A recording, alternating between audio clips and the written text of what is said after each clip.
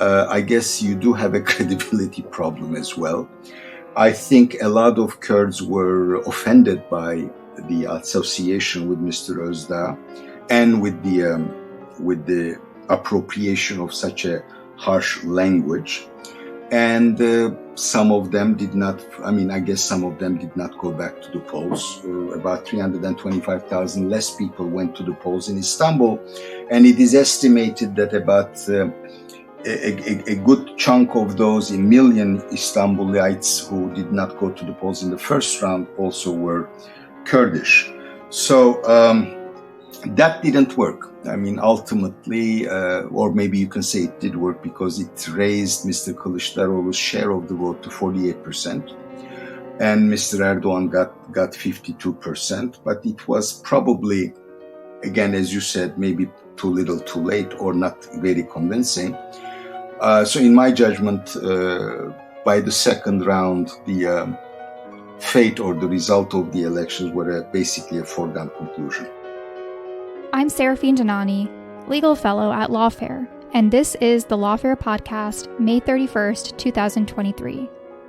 On Sunday, May 28th, Turkey held a bitterly contested runoff election with incumbent presidential candidate Recep Tayyip Erdoğan winning re-election against opposition candidate Kemal Kılıçdaroğlu.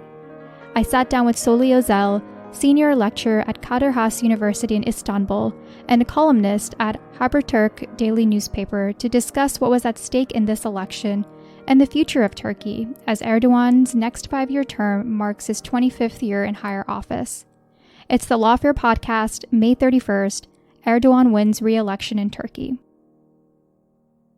You're in Istanbul right now, and that's actually where I'd like to begin.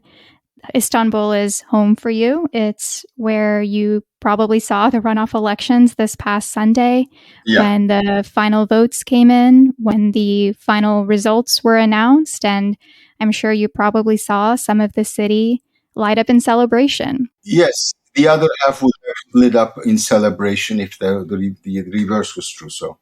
Well, so let's learn more about that. I want to know more about the mood in Istanbul, both on Sunday and since then, among supporters of President Erdoğan and also supporters of the opposition candidate Kemal Kılıçdaroğlu.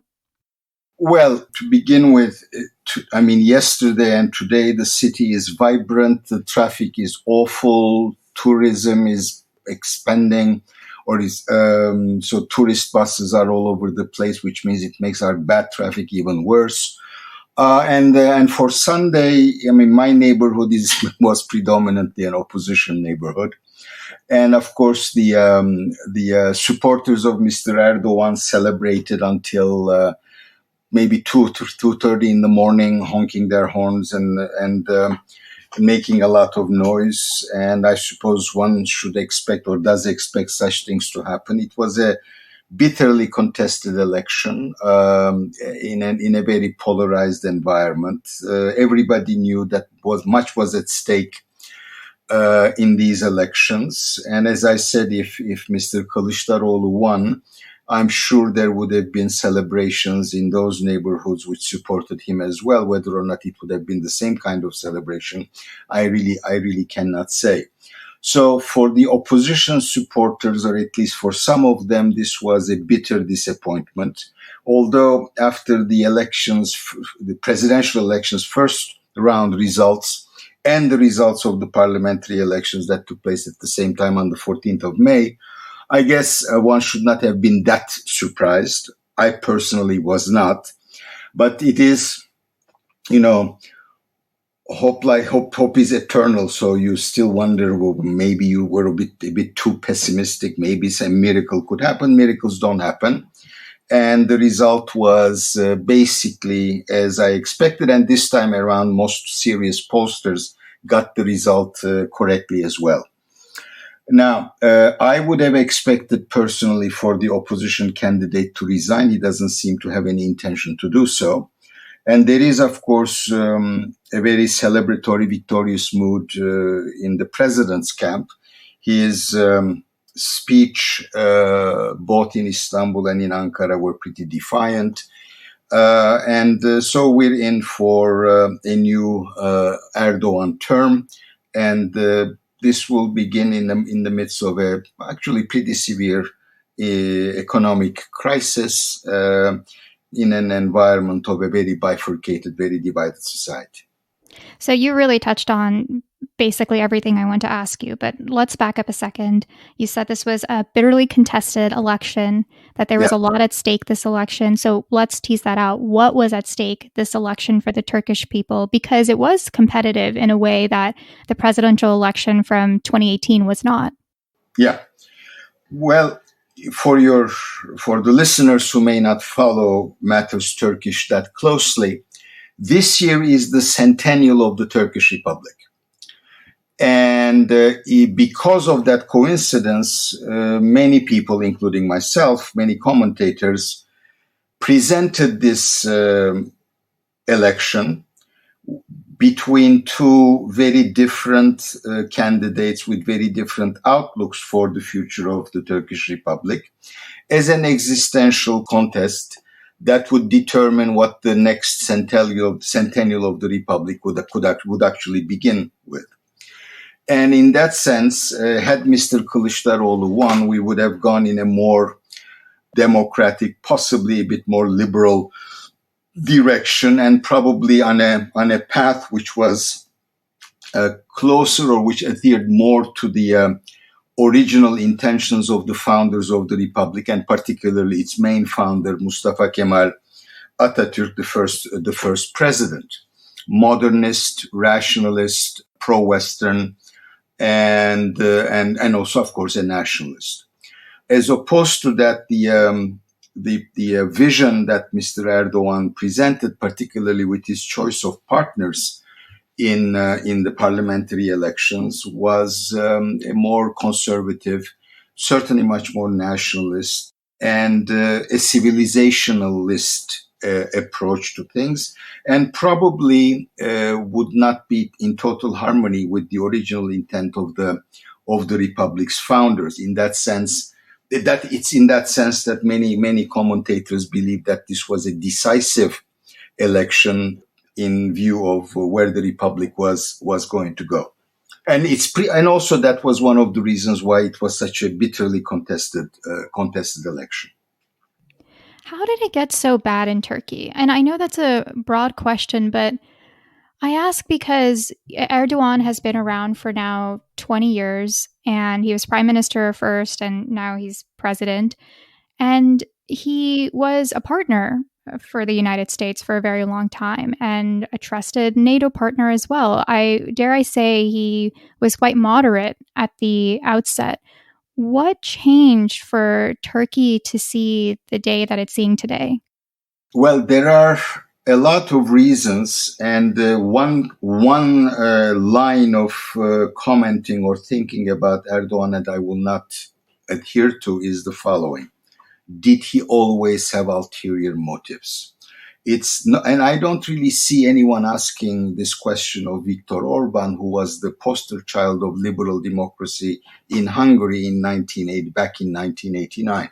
So instead of looking at intentions and stuff, and of course, Mr. Erdoğan comes from a tradition that is not particularly known for its liberal democratic inclinations, I think the better way of looking at things is a political way. And in that sense, in the first period, you can divide AKP's 20 years in at least three different terms. And in the first one, the task was consolidation of power.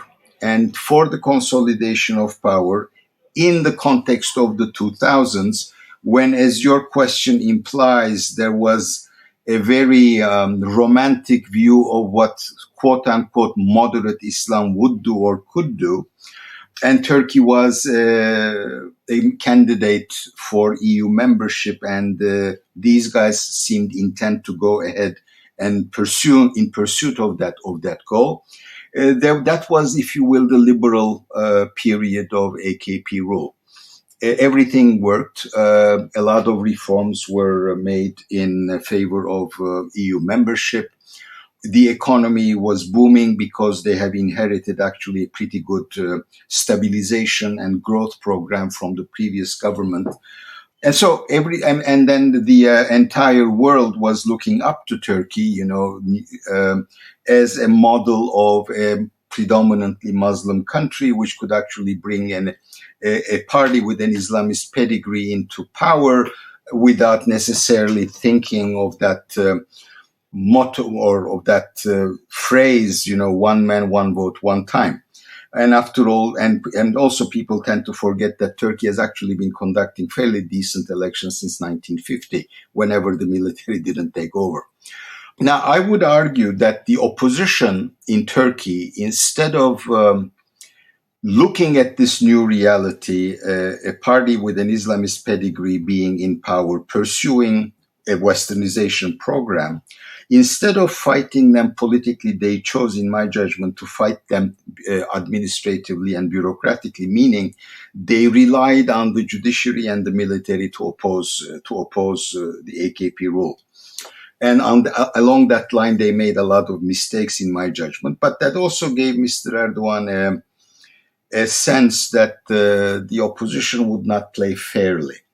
The same thing can be said from his perspective, that is, about relations with the European Union. I mean, Turkey's negotiations with the European began on the 3rd of October, and almost before the ink was dry already on the paper, Mrs. Merkel, who was in power, expressed her sentiment or her opinion that she really didn't think Turkey belonged as a member in the European Union. A year later, Mr. Sarkozy comes and he doesn't think that Turkey belongs in the European Union. And the French basically suspend 5 articles that need to be negotiated by an applicant to the European Union, saying that if they are concluded, they might lead to membership, which is precisely what the negotiations were being conducted for. So that also gave Mr. Erdogan a sense that the European Union would not play fairly with him as well. I don't wish to be misunderstood. Wherever we are now in the third phase of Erdogan or AKP rule, we are mostly responsible, but the context also matters. That's the argument I'm making. Then when the military tried to stop the election of Mr. Erdogan's political friend, a member of his party, his foreign minister, Abdullah Gül, from becoming president, then I guess the gloves were off, and Mr. Erdogan, relying on a group called the Gülenists, who were at the time his allies, basically fought the established power structure in the country, at the center of which were the military. And we have seen some mock trials, kangaroo trials and stuff. And already the much weakened grip of the military in Turkish politics has been totally, destroyed by the time we reached the second phase in earnest, I think. And that came after a big reform of 26 amendments to our constitution, which effectively ended up turning our judiciary into an extension of the executive. And that also was with the help of the Gülenists, who were well entrenched in the judiciary. So the shift towards a much less democratic, much less liberal politics began after 2008, 2007, 2008. In the meantime, a court case to close the party down failed. That also hardened their position. And then came the Gezi events, which was part, in my judgment, of the wave of protest movements like Occupy Wall Street, Arab Spring, Hong Kong Umbrella Movement, the movements in the demonstrations in Greece, in Chile, in Italy, in France, everywhere. And the response on the part of Mr. Erdogan has been very harsh in suppressing that protest movement. And to this day, that issue has not been closed properly. And then came the coup attempt of 15 July 2016. And that, with the emergency rule declared in the wake of that attempted coup. Things have toughened up. A lot of people were sent to jail. A lot of people who had nothing to do with the coup have been deprived of their jobs, have been fired with no prospects of returning, and then on and on. And it's in the wake of that coup attempt that Turkey made the transformation to a presidential system, which lacked proper or fundamental checks and balances against the power of the executive. And it is in that system that we have held two presidential elections, one in 2018 and one in 2023. And that basically consolidated both, I think, the system and Mr. Erdogan's rule. In this election specifically, what's interesting is, well, I guess what I found interesting is you saying that you didn't quite have much hope after the first round. And it's because in the United States, at least, a lot of Western journalists, the way they were reporting it was with a lot of buzz and jazz that this could possibly be the end of Erdogan's time. Just the fact that Turkey was heading to a runoff election, correct me if I'm wrong, but that's never happened in history, was enough of inspiration. So what was the opposition candidate's strategy to secure some 45% of the votes in that first round? Well, to begin with, I mean, it was really before the first round that everybody was as enthusiastic as you suggested, which is why what I found personally, very subjectively found, condescending pieces were written afterwards, arguing that hope was not strategy. We all know hope is not strategy, but neither is condescension critique. So the analysis or the post-mortem of these elections still requires some more time for us all to digest what had happened.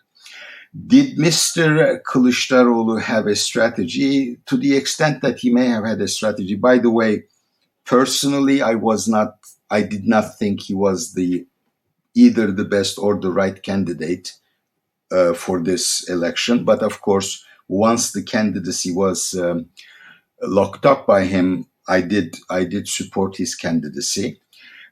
He tried to come up with a very inclusive narrative, much calmer in tone, much more unifying in its messages. And his symbol was, a heart that you make with your fingers. And that obviously did not work. And the fact that the main pro-Kurdish party supported his candidacy and they did not feel their own candidate was abused by the Erdogan camp. And they argued, and it seems to have made a lot of inroads into the among the conservative Anatolian electorates, that it was basically the CHP or the Nation Alliance, since this was Mr. Kılıçdaroğlu was supported by an alliance of 6 parties. They were in cohorts with PKK, which is a terrorist organization recognized as such by the US and by the European Union as well.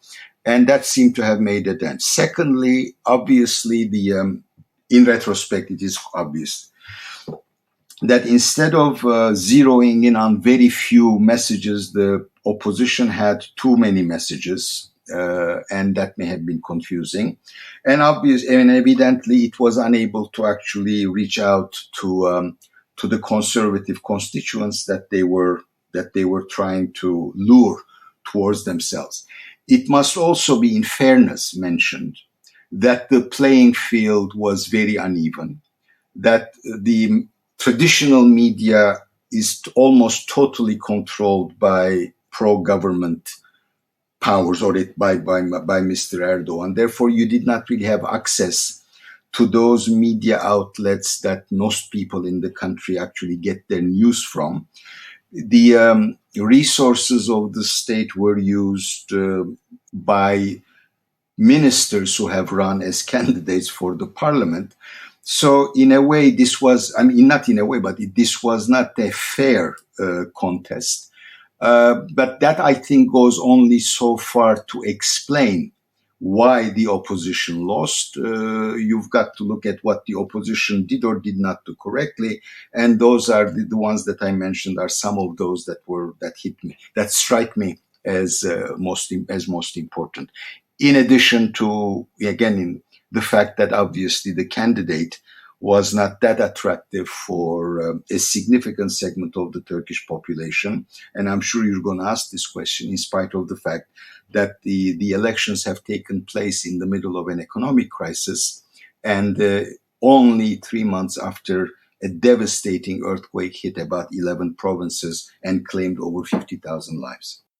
I was going to ask that, but I'm going to ask a different one now, which is that after the first round of elections, Kılıçdaroğlu did try to salvage his campaign, and he changed his tenor, began an anti-refugee campaign, I think at several points vowing to send all refugees back home. He also ruled out peace talks with the PKK. So do you think that was too little too late, or perhaps even that strategy might have backfired at the round 2 stage? Did it maybe isolate voters or prevent some voters from even going and voting the second round who would have voted otherwise for the opposition? Look, I mean, maybe too little too late, but that's not even the best part of it. First of all, CHP always suggested that they would, with an accord, on top of an accord with the Bashar al-Assad government in Syria, would send the refugees back. So sending the refugees back was not really a big change. What was changed, of course, was the tone of the rhetoric. The fact that they allied themselves with an extremely vociferous critique of the presence of refugees, who probably exaggerates the numbers of formal and informal refugees that are actually in the country. An extreme nationalist, Ümit Özdağ, who is not just against the refugees, but also has pronounced himself, he says against the PKK, but I suppose the Kurds saw it maybe as anti-Kurdish either, but I don't want to put words in his mouth. And, when you have changed so drastically your narrative from one day to the next, I guess you do have a credibility problem as well. I think a lot of Kurds were offended by the association with Mr. Özdağ and with the appropriation of such a harsh language. And some of them did not, some of them did not go back to the polls. About 325,000 less people went to the polls in Istanbul. And it is estimated that about a good chunk of those, a million Istanbulites who did not go to the polls in the first round also were Kurdish. So that didn't work. Ultimately, or maybe you can say it did work because it raised Mr. Kılıçdaroğlu's share of the vote to 48%. And Mr. Erdoğan got 52%. But it was probably, again, as you said, maybe too little too late or not very convincing. So in my judgment, by the second round, the fate or the result of the elections were basically a foregone conclusion. But I must also say that the in-between period, between the first and second rounds, also we witnessed harsh rhetoric. In the first round, for the first round, Mr. Erdoğan used videos that were, doctored. Clips were added or figures were added to the main videos that Mr. Kılıçdaroğlu used to give his messages at the beginning. So at any rate, the shift didn't work. To repeat a point I made earlier, the campaign was not waged under conditions of equality. It was pretty unfair. And then back to your point about the botched response to the earthquake earlier this year and also the struggling economy. These are the dual factors that Western reporters have reported on as a reason for there to be hope that the opposition candidate might win. And that didn't end up being the result. So what was it that Erdogan supporters saw in Erdogan at the end when the economy is struggling in a way that it hasn't before? There's been 20 years of his rule, and it seems like people have gotten tired of it. Why the support, and why the numbers that he received in the polls? Well, in answering a question, a deputy from Mr. Erdogan's party, when she was asked, 20 years in power, and she rightly said, well, Merkel served for 20 years as well. So, yes, because of the association with authoritarianism, this 20-year thing is being made a big deal out of. It's a long time. But first for the economy, it appears that the economic crisis so far hit metropolitan areas where skilled, educated, professional middle classes live, along with, of course, the poor and the lower middle classes, far more harshly than most of the provinces in the heartland where Mr. Erdogan gets most of his support. That's one thing. Secondly, a lot of people in Turkey depend on handouts by the state, and the AKP had done a good job of convincing those people that if they were to lose power, that these people who depended on state largesse would lose those rights, or they would present those as privileges. But it wasn't the party that did these things. It is basically the Turkish social security network that makes that possible. And thirdly, I think the opposition could not convince the public that they were really capable of solving Turkey's economic problems. There were 6 parties. Will there be united? Will there be more than one voice? Will they step on each other's toes? May have been a problem as well. But at the end of the day, contrary to many people's expectations or evaluations or judgments, people did not vote for economic reasons. That's what it looks like. We'll find out more about those. The loyalty to Mr. Erdogan was phenomenal. It is interesting, perhaps, to note for your listeners that whereas from 2018 to 2023, Mr. Erdogan's party lost 7 points, Mr. Erdogan in the first round only lost 2.5 points. And in the second round, he recovered the 52% that he received back in 2018. So a lot of the vote was not along party lines, but along the lines of loyalty to Mr. Erdogan in person, because he convinced his public that he stands for their rights. And he also convinced them that, yes, there was an economic crisis, but although he's responsible for it, he is the one who could actually solve it.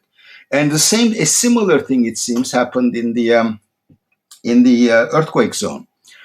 He promised that he would build within a year new homes for those who were victims of the earthquake. He would make them pay for it, and the Mr. Kılıçdaroğlu went to the same places and said, no, we will pay for it and we will give you free housing. I think the public there chose to believe Mr. Erdogan's promise, although I really doubt that within a year they can have a roof over their heads, rather than Mr. Kılıçdaroğlu. Again, personalities and records and whether or not you had faith in one or the other, those really made a difference. And finally, perhaps it needs to be said, the places that the earthquake hit were Erdogan's strongholds. And I think in 8 out of the 11 provinces, he still came ahead. And you said that he advertised himself as the man who can save the economy. What do we know about his economic plan to save the economy? Is there anything that's out there? Yeah, well, Mr. Erdogan has this unorthodox approach to the question of inflation. He believes that high interest rates are what cause inflation. So if you lower the interest rates, the inflation rate is supposed to go down. That really defies most of known economic thought.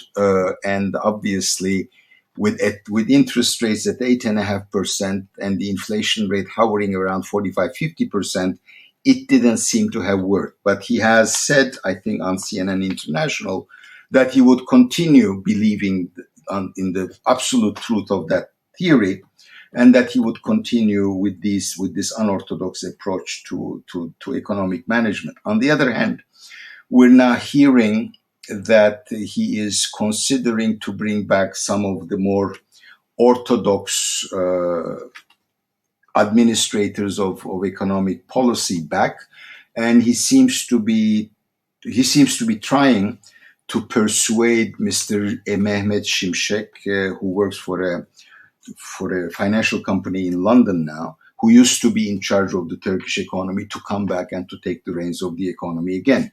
And his name presumably would give more credibility to Turkish economic management, which at this point has been totally distrusted by international markets.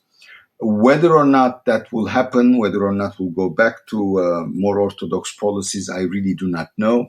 We do have municipal elections 10 months from now, and anything that will smack of a stabilization program, belt tightening and stuff, would not go down well with the electorate, should be the thinking of the power. We'll see. Again, I cannot vouch for a return to more orthodox policies based on his pronouncements. And seeing as a skilled, educated middle class, as you say, have been disproportionately hurt by the economic downturn, will we see a similar type of brain drain that we saw after the failed military coup in 2016? Or this is what many people think will happen, that the brain drain will continue. Skilled middle class families will, if they can get a visa, will leave the country. It hasn't started yet. Getting a visa is very difficult these days. In fact, there is almost, if not an embargo, definitely the European Union makes it very difficult for ordinary Turks to get a visa, fearing, I suppose, that they might wish to settle there illegally. But a brain drain is definitely in what many people expect is for that to happen.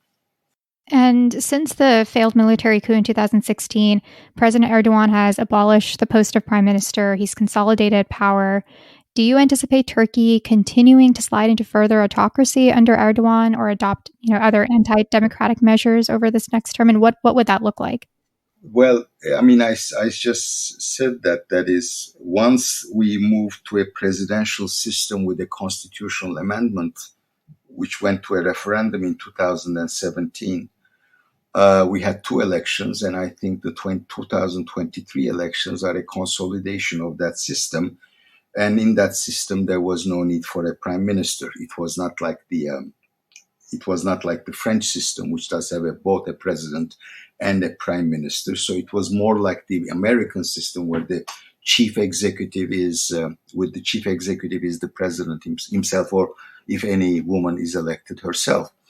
With one difference being that in the Turkish system as it was designed, and it has not yet been perfected, I think we do have a serious governance problem, because all authority resides in the president's hands, and therefore in the presidential palace. We don't really have much. We don't really have checks and balances. The parliament doesn't really, especially now that because the majority belongs to the ruling coalition. There's no point in thinking that the parliament may actually act autonomously from the presidency. It will be more of a rubber stamp thing, and that, of course, that kind of centralization of power and decision making, with no checks and balances, with the media controlled, and with the judiciary not necessarily acting very independently. Yeah, you do have the attributes of a more authoritarian system. But it's electoral. It's electoral. But what should we expect in the next 5 years? Will there be more slipping into autocracy? It's difficult to say because, one should not become despondent because one particular political outcome did not materialize. There is no doubt that the Turkish society, particularly its youth, wish change. One way of looking at the election results is that, again, despite all the pressures, irregularities and stuff, was that the candidate for the opposition did not inspire much confidence among a majority of the public, and particularly the youth, that he was the bearer or the agent of the kinds of change that they wanted. Now, the demand for change is going to remain there. Every single survey, every single analytical piece, every single quantitatively based analysis of Turkish society and its aspirations suggests that it wants change. It may not necessarily know the kind of change it wants and the kind of direction it wants the change to take place, but it wants change. So what you need is a political movement that can actually respond to those aspirations. And in that, it is now evident the opposition failed. And there is now a very rather loud discussion whether this was a function of the candidate's person or it was the function of the opposition's messages, the way they organized their campaign, and also the fact that they have not really taken the necessary measures to secure the sanctity of the vote and to secure actually that the votes that were tallied were all counted and that there were no additional voters. I mean, what we discovered was that about 750,000 people who have bought houses in Turkey were given citizenship, had the right to vote. The opposition should have known this and to oppose this well in advance of the election days. So a lot of things, I think that the opposition, maybe because it became very complacent and therefore lethargic that, they were going to win no matter what, should have done that, did not do. So a lot of things have contributed to this. Plus, I think the alliance's members did not work very hard. Mr. Kılıçdaroğlu's candidacy was not accepted by the constituents of the second largest party in the nation, coalition. So all of that has added up, and I think a fairly good chance for changing governments and changing the management of Turkey's politics was missed. So you start anew, hopefully a fresh start. And the junior partner in Nation Alliance, İYİ Party of Mrs. Akşener, will have its Congress to elect its new administration on the 24th of June. And sometime by mid-July, I think the CHP, the main opposition party, is going to have its own Congress. Whether if Mr. Kılıçdaroğlu does not resign, I suppose he will be a candidate. But I also expect that he will be challenged by the very popular mayor of Istanbul. So let's zoom out for a second as well. What does 5 more years of Erdoğan mean for Turkey-US relations and Turkey-NATO relations?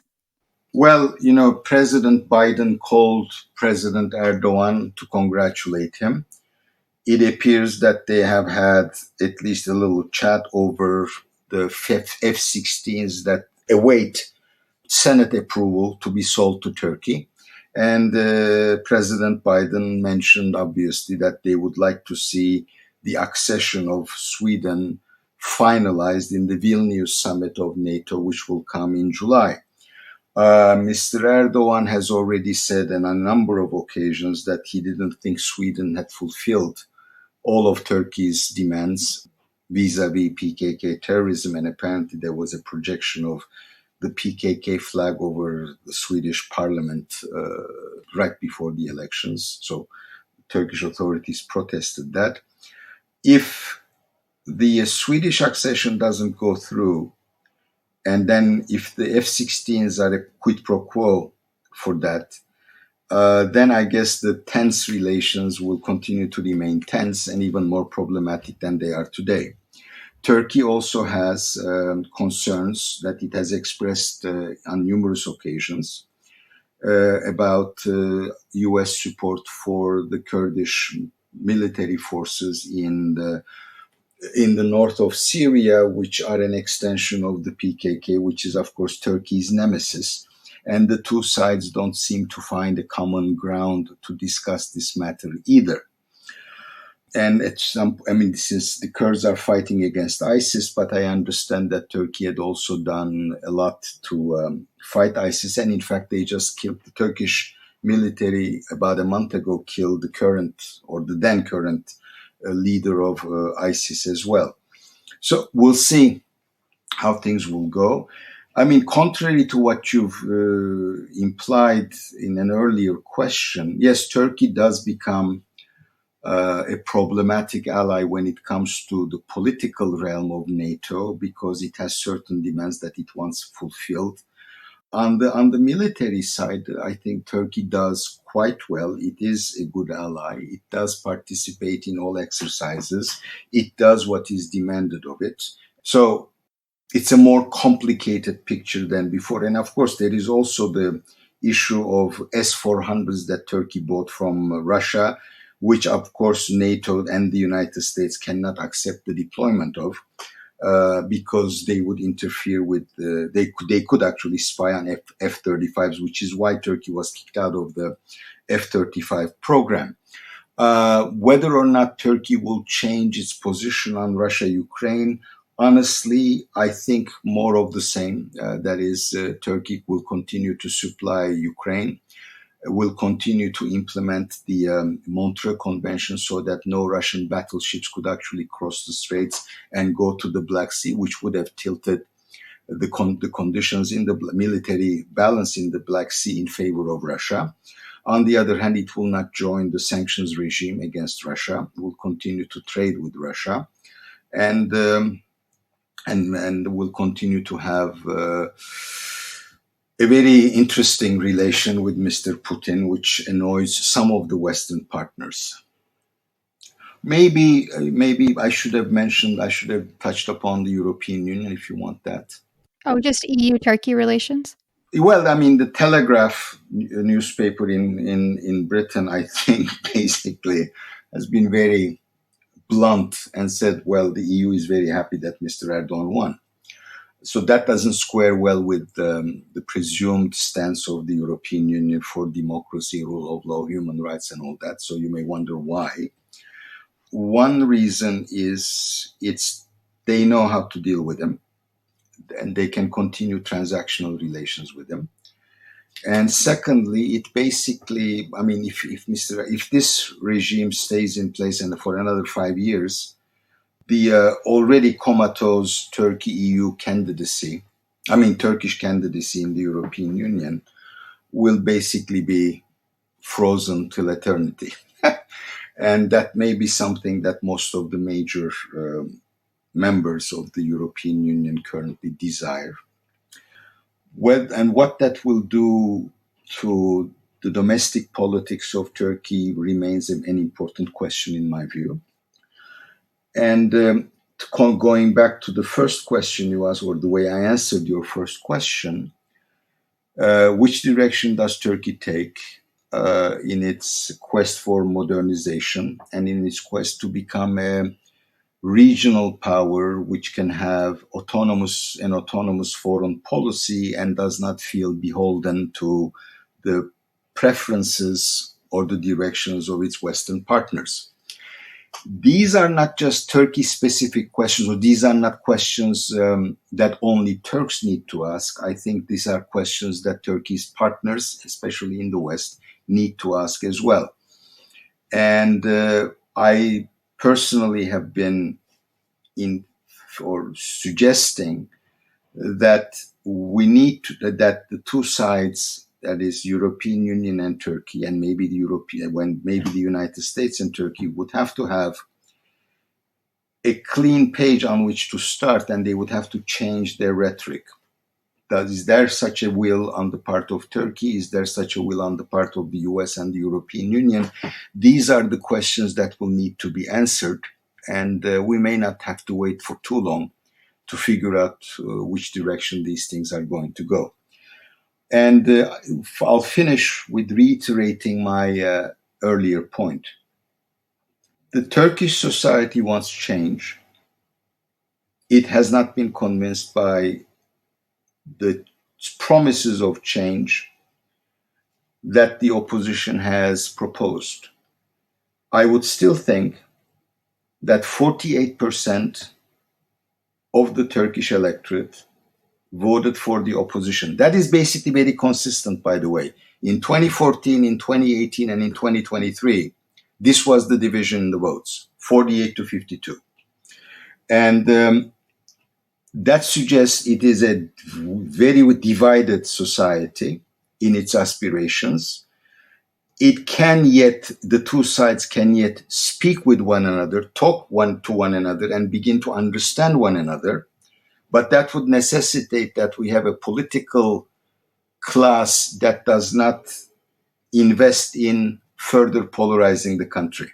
That is the challenge for the future. And that is also something, as I said, that Turkey's Western allies will need to think more seriously about, and perhaps see that 48% as the future picture of Turkey rather than its past. Mr. Soli Özel, thank you very much. I thank you. Thanks for having me. The Lawfare podcast is produced in cooperation with the Brookings Institution. You can get an ad-free version of this and other Lawfare podcasts by becoming a Lawfare material supporter at patreon.com/lawfare. You'll also get access to special events and other content available only to our supporters. Please rate and review us wherever you get your podcasts. Look out for other podcasts, including Rational Security, Chatter, Allies, and The Aftermath. Check out our written work at lawfareblog.com. This podcast is edited by Jen Pachahal, and your audio engineer this episode was Kara Shilin of Goat Rodeo. Our music is performed by Sophia Yan. As always, thank you for listening.